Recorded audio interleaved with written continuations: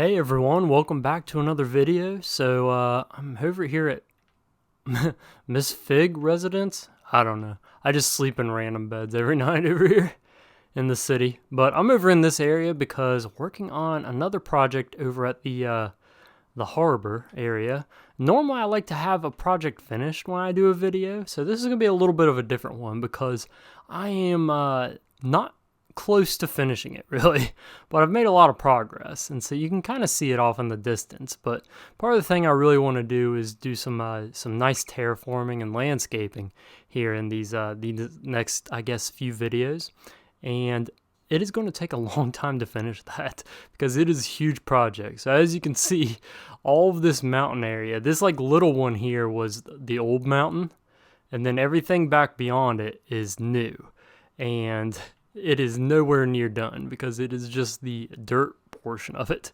So eventually it will have, coming out from there, an actual mountain portion with like stone and stuff, and it's going to go way up there, and so it'll be a really big mountain coming out of there. And so I kind of saved up a lot of the stone, but I just wanted to go ahead and place a lot of the dirt down. Now, I'm still going to terraform this and kind of get it to match up because I'm kind of going for like a rolling steady hill through here.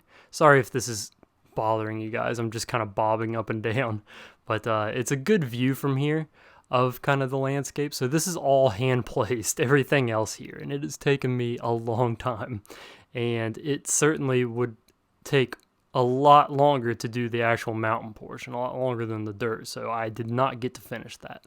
But that is okay because it is still worthy of an update, along with several other things that I've done over here in the meantime, I guess. So let's go ahead and climb up this, and you can kind of get somewhat of a scale of how much dirt I've placed. So all of this has just been placed here, and the goal with this is just to make this a nice, like, beautiful entrance for the boats when they come in, and eventually we'll terraform that side too. But this one is one that I really wanted to focus on, and don't really mind these things up here; they'll be taken out eventually. But in the meantime, I also decided that I want the area outside of these the city walls to have a lot of farmland. So I've been planning quite a bit of that. And here's just like a little tip and trick for you guys.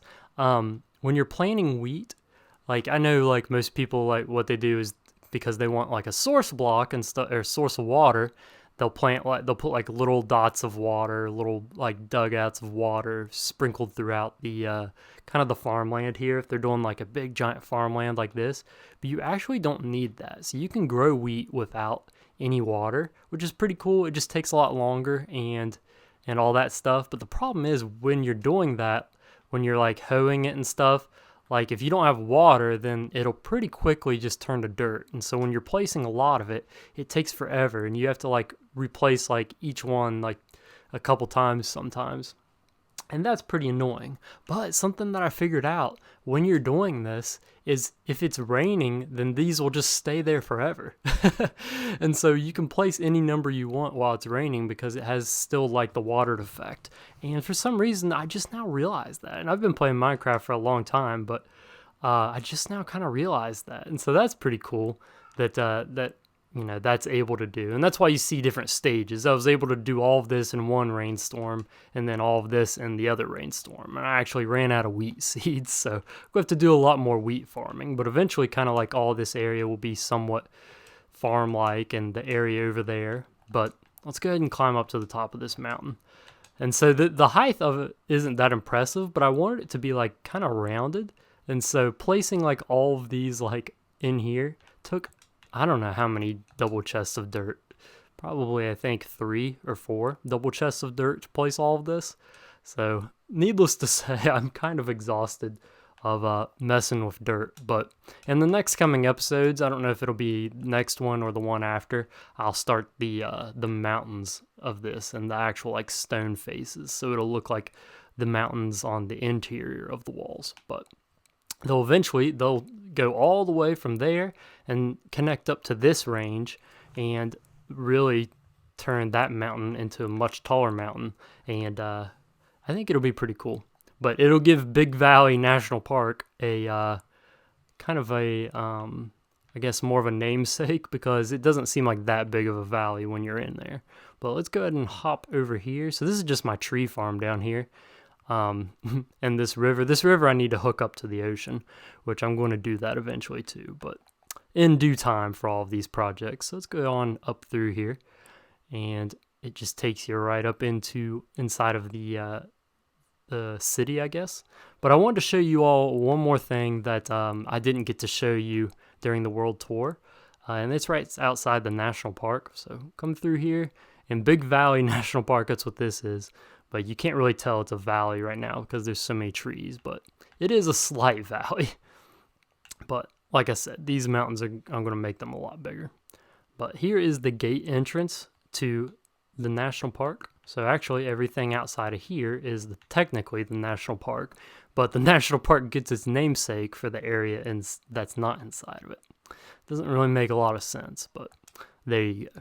So let's go on down here, and I don't remember if I said kind of in another video that these roads go on for like thousands of blocks in different directions. This national park is huge out through here, and like there's so many random builds that eventually I'll show all of you. But I don't really have time to go all the way out through every one of them in each video, so we'll just do like one video at a time. But the first one is actually really close, so that's why I wanted to tour it. So this is like a mining discovery site. No, like an archaeological discovery site. And so here's a pretty cool map right here. Oh, I actually have some stuff in here. Well, that's cool. I'll take that. Oh, and some stone brick, dirt, might need that. But you can go down here, and I've discovered some bones. Yes, this is a true archaeological discovery of some bones down here. And that's what this kind of setup is. This is like a little camp setup where they can mine this out and kind of discover the different things in here. We got like a little ladder that you takes you up into these little caves and dugouts and stuff. But I just think it's pretty cool, like adds a little bit of storyline to this area, and maybe this will have some lore tie-ins eventually.